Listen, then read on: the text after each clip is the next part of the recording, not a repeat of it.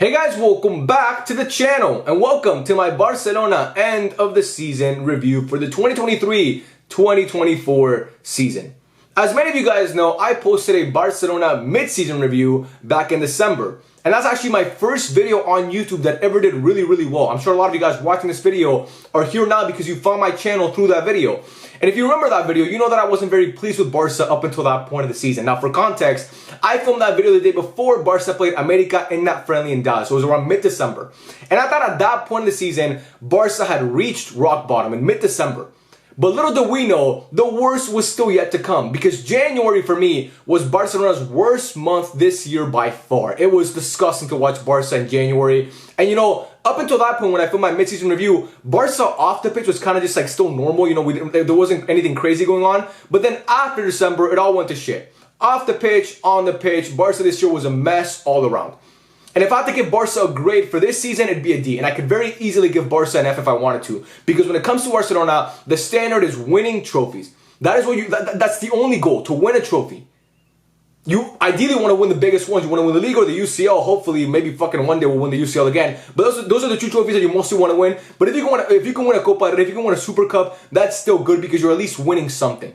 And Barca this year did not manage to win anything. And for a club of Barcelona's stature, that is unacceptable. We have the squad that's good enough to win a trophy. I don't want to hear about the squad because our squad was good enough this year to at least win one trophy. And the fact of the matter is, guys, we were never close to winning a trophy. Never once. In the league, people talk about, oh, we finished with 85 points. That's really good. Well, the context matters here. Because the football, for the most part, was terrible. Remember that 3-month stretch where we couldn't beat a team by over one goal? That happened. And also, our rivals, Real Madrid, who dealt with arguably worse and more injuries than us, finished with over 95 points. And they had games playing Tchouaméni and fucking Nacho at center back. So the injury excuse, I'm not going to take it. In the UCL, people talk about we made the quarterfinals, and we did make the quarterfinals. And you know what? I will go to my grave saying that if Araujo doesn't get sent off in that game against PSG, Barca are in the UCL final in Wembley playing next Saturday against Real Madrid. We could have had an El Clásico final if it wasn't for Araujo. But you know what? We still only made the quarterfinals. We got spanked in that game. We got spanked.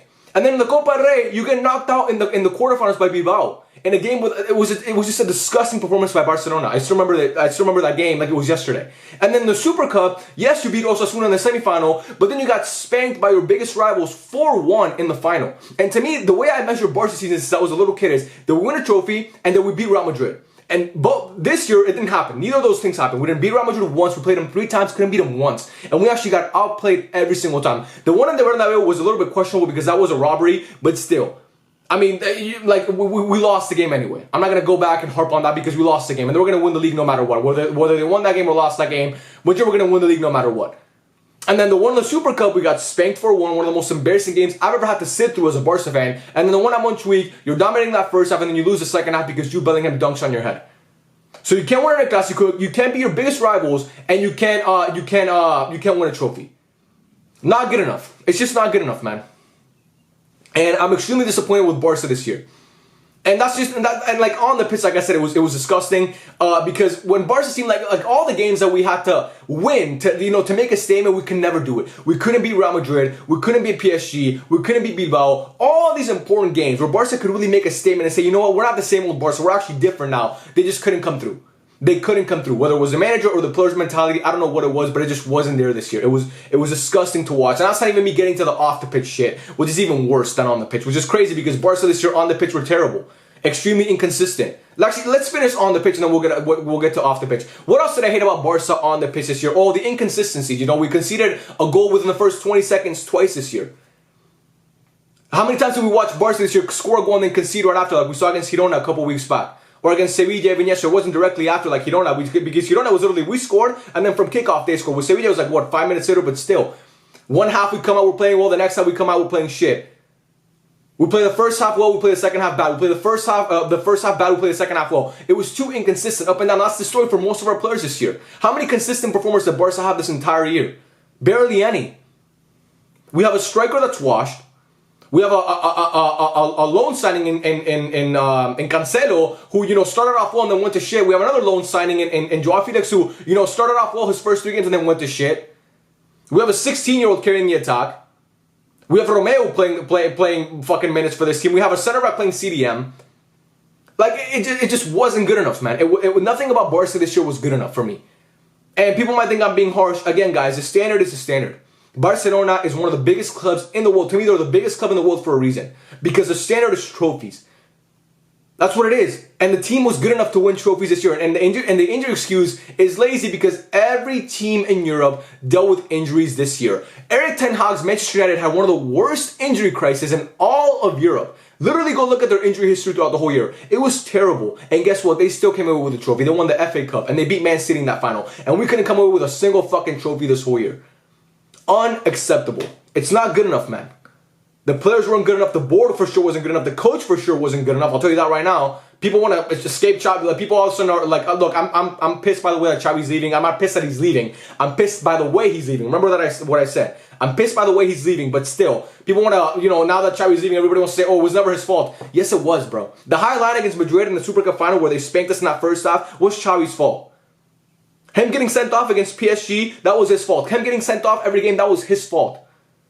Him not adjusting against Bilbao, that was his fault. Him losing to Villarreal, remember that loss against Villarreal? That was his fault. The losses against Girona. By the way, we lost to Girona twice this year, man. We lost to them twice. Luckily, we finished above them in the table, but we lost to them twice this year. Both times 4-2, and both times it was an embarrassment. And that's on the pitch only. I mean, there was just the 3 months without, like I mentioned earlier, but it still baffles me that people don't bring this up. Barcelona went 3 months without beating a team by over 1 goal. And in that stretch, you played fucking Shakhtar. Shakhtar Donetsk, who plays in fucking Germany because their country's ravaged by a war. You couldn't beat them by over 1 goal. You couldn't beat Antwerp. You actually lost to Antwerp. You lost to Antwerp. You had the easiest group in the UCL, and you almost didn't finish first. Like, it was a struggle to get out of the group. We're actually like thinking, is Barca actually going to get out of this group? Which should never be happening with a group that easy. That game against Granada was putrid, bro. The game against Granada haunts me still. How do you tie that game? And yes, we had injuries. Balde was out. But Balde, before he got injured, he wasn't playing well. It's not like Balde was a standout player and then he got injured and went to shit. Because even before Balde got injured, Cancelo was playing instead of him. Like, Balde was riding the bench a lot of games because Cancelo had taken his spot. Gavi, we missed him for the whole year, and we missed Gavi a lot because he's one of the best players, might sound controversial, in the world in my opinion. Obviously he's not top 10, but he's one of the best midfielders in the world in my opinion. That's just my opinion, but again, you can disagree. I fucking love Gavi, and we missed him, yes. And we missed Pedri, and Frankie de Jong got hurt, and Koundé got hurt, and Araujo got hurt. All of our players got hurt, but it wasn't like the only 2 guys that had like season-ending injuries were Gavi and Balde suffered it in January. And Gavi was in November. And even when Gavi was healthy, Barca weren't playing that well. Let's be honest here. Like, let's not be naive here. Let's not rewrite history with this stuff. And people might think, oh, you're not a real Barca fan, you're being harsh. This is the fucking standard, bro. Accept it. If you're a Barcelona supporter, you're not supporting Sheffield. It's about winning trophies. And after last year winning the league, and this year arguably getting a better squad. I mean, you obviously lost to Busquets, but you brought in some good players, and you obviously had the emergence of the young players from the Masia. And to go trophyless, and to not even contend for a trophy, like I said, because it's not even like you made a final. You made the Super Cup final, like I said, and got spanked. But it's not really like making a Super Cup final. You played Osasuna in the semifinal. Come on, bro. Like, it's not like you played some world beaters. Then you got spanked when you played an actual good team in Madrid. So again, like I said, to me it's a failure. It's a D. I could very easily give it an F, but I'm gonna just give Barca some leeway here because again we had injuries and the financial situation is still not great. And you bring in Romeo for Busquets. Again, it wasn't perfect, but still to not win a single trophy, not come close, it's unacceptable. And for me, it's one of the most painful seasons that I've ever had to endure watching this team play. And I've been watching Barca for a long time, man. I've been watching this team for a while. But the football just wasn't good enough. The context matters. Don't let all these Xavi Glazers tell you that, 85 points is good. Yes, sorry, my mic. That's how passionate I am. 85 points is a decent point tally, okay? But still, it's just not, like, when you look at the context of what Madrid did, it's unacceptable. It is unacceptable that Barca were this poor this year. And in the biggest games, they folded every single time. And, for me, that's just on the pitch. Is there anything I missed on the pitch? I don't even know, man. I mean, it wasn't pretty to watch. I felt like Barca this year always played down to the competition. We can never blow teams out. We know we had that game against Getafe where we beat them 4-0, which was great. Had the game against Antwerp and against Betis, we were both great also. But that's just kind of what I go back to. When I think about Barca this year, I can think of maybe, off the top of my head, I can think of maybe 6 great games that Barca played. Antwerp, Betis, PSG first leg, Bilbao 3-0. Atletico Madrid, 3-0. Atletico Madrid 1-0. And then Napoli maybe second leg against Napoli, which was a really good game. But even in that game, for instance, Barca were like, they just switched off. So still, I like the ones that really come to my mind are Getafe, Antwerp, Betis. Those are the 4 games that to me Barca played the best in, because the second game against Betis, remember, Barca were up 2-0 in that game and they lost, and they ended up winning 4-2, but you still conceded 2. Like they drew the game, which is another theme for Barca this year, allowing all these comebacks.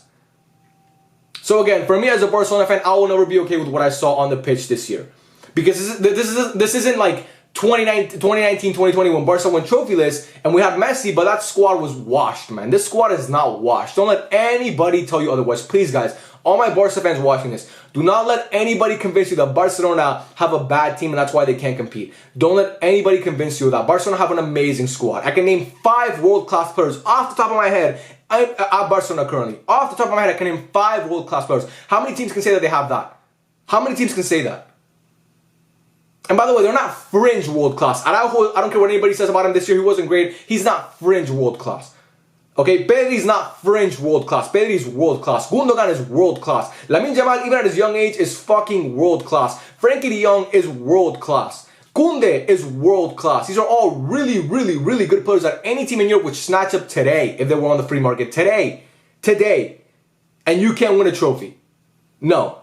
And then off the pitch, it was a disaster, bro. Off the pitch, it was a mess. Our coach announces that he's leaving in late January, and then our president spends 3 months glazing him, asking him, begging him to stay. And then because of some comments that he made before a meaningless game against Almeria, he gets fired, and we have to go through this whole saga last week of Xavi in, Xavi out. Is he coming? Is he going? And we have to deal with this, watching one of our greatest figures get embarrassed and kicked out because our coach, our president is too much of a bitch to handle criticism about the financial situation that we all know is very, very true, and it's real, and it's there. We're not guessing here. It's a fact that Barca are going through shit financially. And Joan Laporta couldn't handle that. And all the leaks coming out, the whole Gundogan Araujo situation where they were like, Gundogan literally said nothing wrong and then Araujo clapped back at him and got all defensive. I mean, all the leaks coming out of the dressing room. It was painful, bro. It was tough to watch, 100%, and it was tough to watch the team every single week. You get on Twitter, you see all these aggregator pages, and they're talking about how this person is beefing with this person, or Xavi feels betrayed within the club, or Joan Laporta feels like Xavi's not good enough, or Deco's saying this, but Bojan is saying that, but Joan Laporta is saying this, and it's all these contradicting reports, and then no one in your board, the people that are supposed to be running this club, they're never on the same page, so it's just like, who do we listen to? Who's really in charge here? Because Joan Laporta, you're the president, right? But what is Deco doing if he can't make any decisions, right? Is he just there as a puppet, as a figure for the club? Because we don't need that. We don't need to be paying Deco salary just to be a pretty face. Doesn't make any sense. The whole Vitor Roque situation. Oh my god, I forgot about that. The fucking kid you bring him in from Brazil. And then I get it, we haven't paid anything for Vitor Roque yet. You're going to pay for him eventually. If you keep him, you're going to pay for Roque, okay? So you bring in Roque from Brazil because you thought that he was going to be your savior because up until that point, your fucking striker who's supposed to be world class was playing like absolute fucking dog shit. He was like a porta potty in the middle of the pitch, could not even move. And then you bring in this kid from Brazil who's supposed to be so promising and he barely gets any playing time. And then it comes out that the manager never even wanted him, so we're going to send him out on loan. And then the agent comes out and says, we're not sending him out on loan. If he leaves, he's going to leave on a permanent fee, on a permanent transfer. So all that was happening. You have players in the club that the manager didn't want, but the president signed. And then the kid shows promise, but then the manager refuses to play him. What other club does this shit happen at? If it's not Barcelona. You bring in a fucking loanee, one of the most promising youngsters in South America. You bring him in. You're going to play, son, because we're going to trust you because our striker sucks now. Lewandowski's washed. And we let go of Aubameyang for Lord knows what reason. But it turns out you're not actually going to play that much. Because our manager's obsessed with playing Lewandowski. You guys remember that stretch too where Lewa was playing like ass and he would still play the 90 minutes every single game because Xavi was afraid to sub him out? Then Xavi kind of grew a pair of balls later on and started subbing him out. Yesterday he subbed him out. When Lewa still had a chance at the Pichichi, he was never going to win it, but he still had a chance, if he stayed in the game and scored 4 goals. And Xavi subbed him out. Good for him. Good for Xavi. But yeah, overall, man, this season was a shit show. It was embarrassing to watch. Again, like I said, trophies and the clásicos. You couldn't do it. You couldn't win either of those. You couldn't win any of those. You couldn't win a trophy. You couldn't win a single Clásico game. So for me, again, I will never be okay with this. As a guy who's been a Barca fan my entire life, not my entire life, but since I've been conscious, I can tell you that this season was one of the most painful ones that I've had to endure. But I'm really excited for next season. I think next season is going to be a lot better, and I'm happy that Xavi is gone. I'm not happy by the way he left. I'm happy that he's gone. I'm really excited to see what Hansi Flick does with this team. And I cannot wait to see the reinforcements that the club hopefully brings in the summer. Because I believe that Barca can really be a really good team if you just get the right players and the right people to manage those players. And say what you want about Xavi, his emotional immaturity on the pitch was a problem. His inability to adapt and to actually scheme was a problem because a lot of times in games, Barca were doing something that wasn't working, and Xavi was unable to go to a plan B because he didn't have a plan B. Our players' stupidity cost us at times as well. I'm not going to deny that. The Araujo red card was embarrassing, and it should never happen. Cancelo in that game doesn't get off the hook either against PSG. He was dreadful. But again, man, you had a prime opportunity. You're not going to get an easier UCL run than this one. You're not going to get an easier side of the bracket than this one. You could have played PSG, who are a shit team, had a terrible team, who had no business beating you. They're oh my god, they're frauds. And then you could have played Borussia Dortmund in the final. And again, I don't want to disrespect Dortmund because they made it to the UCL final. They deserve credit for that because they got out of the group of death and they made a UCL final. We're still yet to see what happens in that final. They could beat Real Madrid. I'm not putting my money on it, but they could. You know, anything can happen. But still, you had a chance to go up against them, and I thought they were going to win that game. If Barca played Dortmund, they were going to win that tie. They were not going to fucking choke like PSG. But because of one red card, the whole season went to shit. And that's just life, man. That's football for you. That is why it's such a beautiful but also cruel game. But that's why we love it. And like I said, I cannot wait to see what happens next season. But this season is one that I want to put behind me. You know, it's just one that in 3 years from now, when hopefully I'm still doing this YouTube channel, we can go back and talk about. Remember in 2023 how shit Barca were? We could talk about. Remember Romeo, like we talk about with fucking Junior Firpo and Semedo and all those guys. Like remember when he played for Barca, and we could laugh about it. But for now, you know, it's still it's like the season just ended yesterday, so it's still very raw, and I can't really say that, you know, that I'm happy with the way that I can't say it at all. I'm not happy at all with the way that it ended because I think Barca deserved a lot more this year, and I thought Barca had the momentum carrying over from last year of, you know, we're actually going to do something this year. You know, we're going to build from that momentum and hopefully, you know, win the league title again. You know, go back to back. I think Barca were the betting favorites to win the league in Vegas and all these betting sites. Barca were the betting favorites. And we didn't even come close to winning the league. There was a point in the season where we were at risk of not being in the top four. Obviously, we got out of that, but still, man, that's unacceptable for a club of Barcelona's stature. And when you look at the performances this year, you look at the context of it, it was very few times where we said, "Wow, I love the way Barca played today." And that's just not me being super critical of the club. I mean, any Barca fan can tell you the way that we played this year was just not pretty to watch at all. So yeah, for me, that's just what I gotta say. I'm really excited for next season and see what Hansi Flick does when he comes in, because I believe he's gonna change this team around. I believe he's gonna instill this mentality in them, and I think Barca are gonna be really, really good next year. I cannot wait to see what Hansi Flick does, man. The Hansi Flick era has begun. Xavi, thank you for what you did, but your time is over now. It's time for Hansi Flick. And all your comments in the media about the new manager, be patient, and all that stuff. I get what you're saying, but you know, I think Hansi Flick is gonna. He's gonna find a way to make it work. I think Barca will win a trophy in the first year with Hansi Flick. But yeah, again, I'm gonna save that video for before the season, my Barca expectations, which I'll post, you know, around August time, mid-August, late August, when the season officially starts.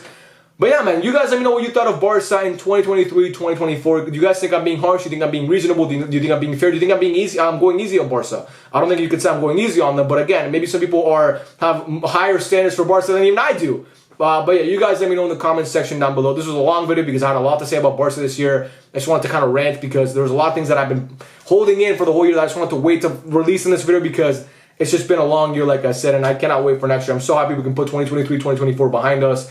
And yeah, man, a lot of the players that are here now are not going to be here next year, which I'm super happy about. Check out my Barca players tier list tomorrow of like ranking every player and their performance this year. If you guys want to check that out, it'll be on the channel. And yeah, man, I love every single one of you. Thank you so much for watching, and I will catch you guys in the next video. Peace out.